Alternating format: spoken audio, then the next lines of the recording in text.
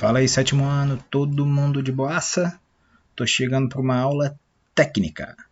Vamos mudar um pouco aí o conceito da matéria, porque eu me vejo na responsabilidade de iluminar a mente de vocês. Tá? Espero que vocês assistam esse vídeo. Eu sei que no momento da matéria a gente está começando a falar da eletricidade no Brasil, uma parada que a gente já viu até no sexto ano, alguns foram meus alunos, que é produção de energia, eletricidade. Então eu quero dar uma pincelada em vocês sobre a formação, o que é eletricidade e como a gente produz ela. Eu sei que tem hidrelétrica, termoelétrica, geotérmica. Tá, mas o que elas fazem? O que acontece ali dentro para produzir energia? Então tem que entender primeiro o que é energia, a eletricidade, né? A gente tem que iniciar com a tabela periódica, não dá para fugir dela. Vocês vão estudar muito essa tabela até o terceiro ano do médio. Quem for fazer farmácia, química, física, biologia, enfim, até arquitetura, engenharia, vocês vão ter que entender bastante dessa tabela periódica, porque é nela que estão todos os ingredientes que os seres humanos encontraram no planeta. Por que ingrediente? Porque quando eu pego aqui o meu bonequinho Mario, ele é feito de plástico, que tem substâncias sintéticas plásticas que vieram do petróleo, que é algo feito com hidrocarbonetos.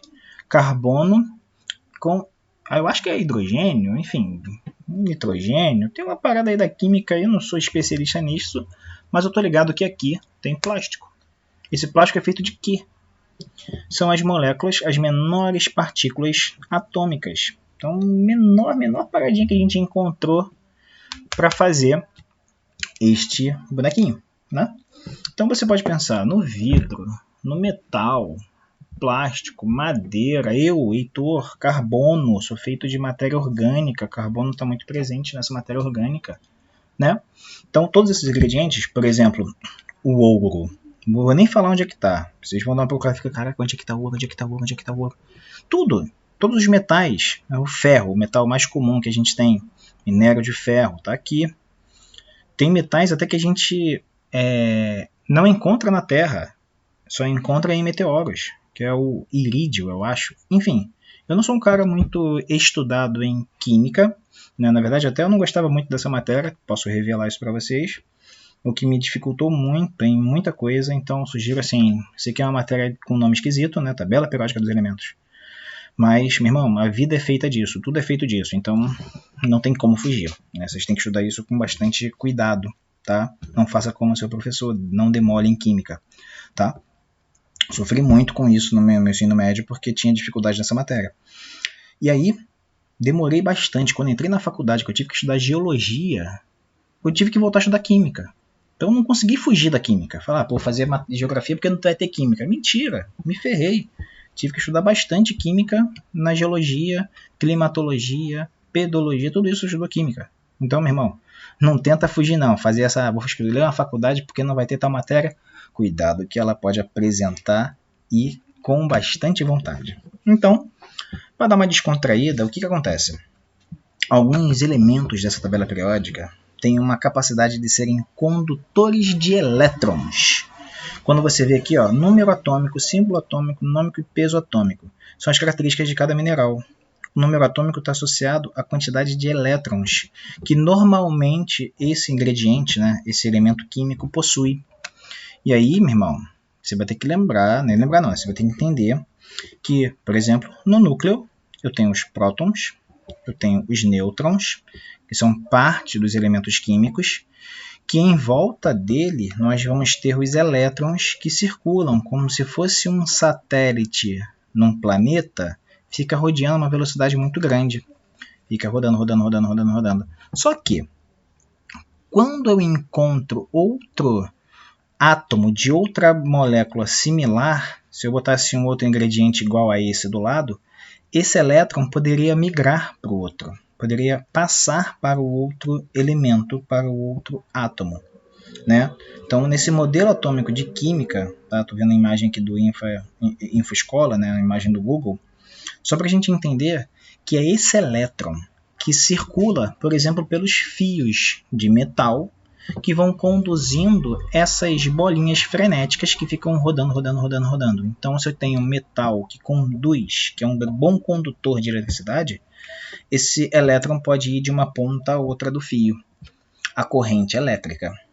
Então, quando a gente entendeu isso, principalmente, por exemplo, quando a gente via raio caindo, o ser humano, caraca, que parada é essa, que doideira é essa? A gente demorou muito a entender que essas cargas de elétron podem ficar maiores. Eu posso carregar um elemento químico, pensar no metal, que é algo que conduz a eletricidade com facilidade, conduz os elétrons com facilidade, pode ficar muito carregado. E aí, carregado, ele consegue expulsar esses elétrons para outras coisas. Por isso que quando a gente dominou a eletricidade, a gente teve que entender como fazer com que esses elétrons circulem e sejam produzidos pelos elementos químicos. Aí, meu irmão, sabendo disso, eu não vou aprofundar muito nessa matéria, até porque eu não tenho a qualificação legal assim para explicar isso para vocês. Eu sei porque eu sou curioso nesse assunto. Na minha faculdade eu não estudei eletricidade. Eu estudei as fontes de energia. Por exemplo, eu já fui aqui na Maldade, num lugar chamado Itaipu, né? A represa, tá aqui presa, né? É uma represa Itaipu binacional. É parte paraguaia, parte brasileira, tá? A gente está bem na fronteira aqui, limita o Brasil do Paraguai. Essa barragem, ela tá pegando dessa pontinha aqui, faz essa curva, vai. São 14 quilômetros de barragem. São 14 quilômetros de um grande paredão. Deixa eu aproximei demais aqui, perdi. Que produz eletricidade. Aqui a gente vê o que eu quero falar com vocês, que nós chamamos de turbinas geradoras, que produzem eletricidade. A gente vê até os fios já passando aqui, ó, se dá para ver legal para vocês aí, que estão produzindo esses elétrons em grande quantidade através do que a gente chama de turbina geradora. Mas o que é a turbina geradora? Quem foi meu aluno do sexto ano deve estar ligado no que eu estou falando. Que turbina geradora é uma tecnologia que a gente desenvolveu para produzir eletricidade e que várias fontes de energia utilizam, só que as aplicam de maneiras diferenciadas. Então, essa maneira diferenciada, quando a gente fala em uma hidroelétrica, é a água, um reservatório de água que acumula uma grande carga, né, energia, a gravidade está sendo acumulada, né, através dessa represa, que vai direcionar a água com bastante pressão, né? Até uma portinha de controle quando você quer ligar e fechar isso aqui, né? Essa pressão vai rodar a turbina. Olha o segredo da eletricidade surgindo aqui, ó. Essa turbina vai carregar ímãs como um produtor de elétrons. Então, quando um ímã está repelindo o outro, essa é parte da física, não é uma parada assim que eu quero explicar para vocês porque é um negócio bem complexo, mas é a partir disso, desses ímãs girando dentro dessa turbina, que gira o gerador. Nesse gerador com os ímãs, a gente consegue produzir eletricidade para ser enviada. Vamos ver um videozinho aqui de uns maluquinhos aqui que a gente, esse maluco aqui tem 10 anos de idade, né? Não sei. Essas criancinhas japonesas que em uma escolinha fizeram um projeto de desenvolver uma turbina geradora. Super mini gerador de energia hídrica. Ou seja, eles estão produzindo eletricidade a partir de um rio. E nesse videozinho representa muito bem como essa turbina geradora funciona. Estou mostrando uma cidade cheia de gente, não sei nem se é na China ou no Japão, fiquei na dúvida agora. Né? A galerinha lá do Oriente, né? Mostrando, caramba, tem água acumulada gerando uma pressão que aqui dentro vai estar girando essa turbina. O reservatório gerando essa velocidade para rotacionar a turbina que vai estar potencializando o gerador. Com isso, o que essas criancinhas fizeram com a ajuda do seu querido professor? Deixa eu avançar aqui o vídeo. Ele aí, ó. Um cara responsável pelo projeto com as crianças. Ele desenvolveu uma minúscula turbina. Tu viu que ele estava girando com a mão? Estava acendendo a lâmpada. Tem 1 metro, 28 centímetros. Como que isso funciona? A água vai passar por esse caracol aí, né, por essa hélice, que vai rotacionar os ímãzinhos que estão dentro. Como isso tem patente, eles não revelam realmente a tecnologia, mas em um fluxo de água, em um riozinho, encaixa dentro dessa turbina. Vamos avançar lá porque ele fica enrolando até mostrar ela sendo produzida. Olha lá. Encostou, represou um pouco de água, ela começou a girar freneticamente pela pressão da água. Olha aqui, as hélices espirais.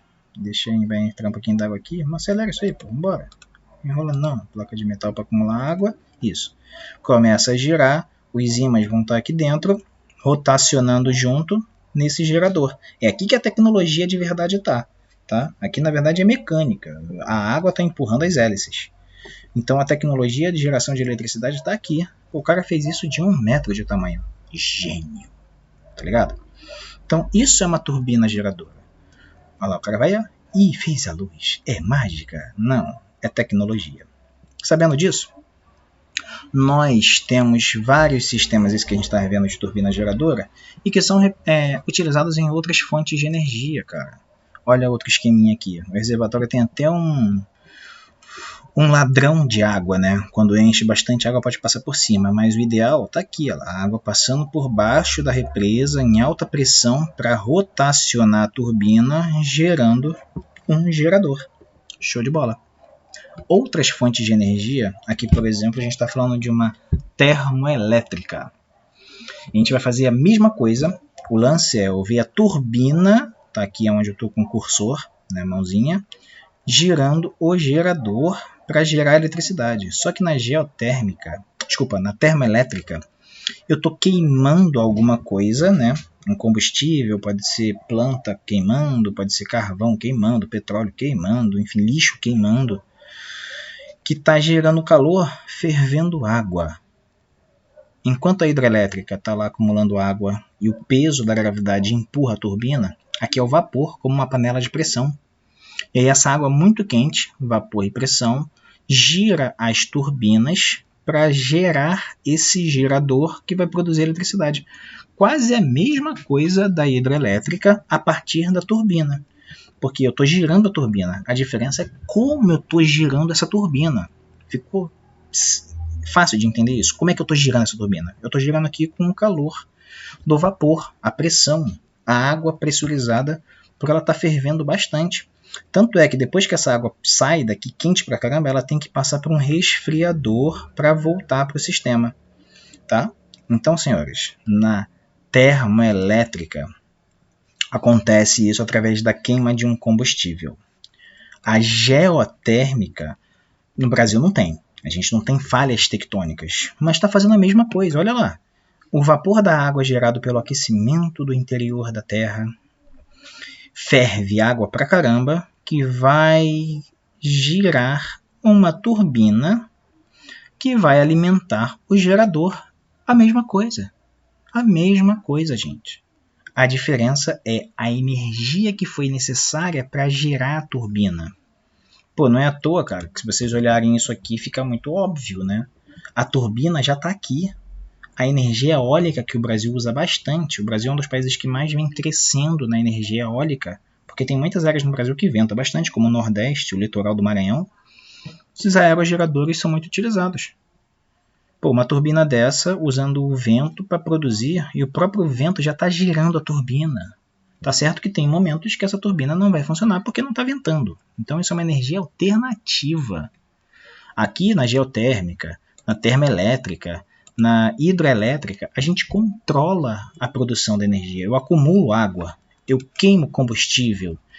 O calor da Terra está fervendo água 24 horas por dia. Eu controlo essa produção. Agora nessa alternativa, não. Na alternativa, eu dependo da energia do vento para gerar. Tá? Tanto é que quando eu olho esse sisteminha aqui, o último que eu botei para vocês aqui, para vocês entenderem muito bem, eu estou vendo a turbina girando dentro de um reator nuclear. A energia nuclear está até em François, está em francês, né? Pressurizador, reator nuclear. Né? Enfim, forçando um inglês ruim aqui, desculpa. A reação nuclear está esquentando água dentro do container, né? Dentro do prédio onde Chernobyl, por exemplo, explodiu esses barras de controle. As barras de controle que são os elementos radioativos como o urânio. Aqui que mora o perigo, né? Aqui que está a radiação do bagulho. Mas isso gera muito calor, que ferve água que vai rodar a turbina que vai estar presa ao gerador que vai estar gerando eletricidade. Então o lance, olha a mágica, só a energia solar que tem os painéis fotovoltaicos que é outra tecnologia. Mas o lance desse encontro com vocês hoje é pensar nessa turbina geradora, como que ela se move, como ela se movimenta, beleza? Então depende da energia que a gente vai usar para gerar essa eletricidade. Pode ser a gravidade na hidrelétrica, um combustível sendo queimado na termoelétrica, o calor da terra na geotérmica, reação nuclear na energia nuclear, o vento empurrando as pás, a torre solar que ferve água também, enfim. O lance é ver como a turbina vai rodar. Até a maremotriz faz esse mesmo sistema. Eu tenho que girar uma turbina para gerar um gerador, beleza? Então, qualquer dúvida aí, meu irmão, me pergunta, mas isso eu acho que ficou bem claro, mas estou aí para qualquer dúvida de vocês, beleza? Grande abraço no coração e até o próximo videozinho. Beijo!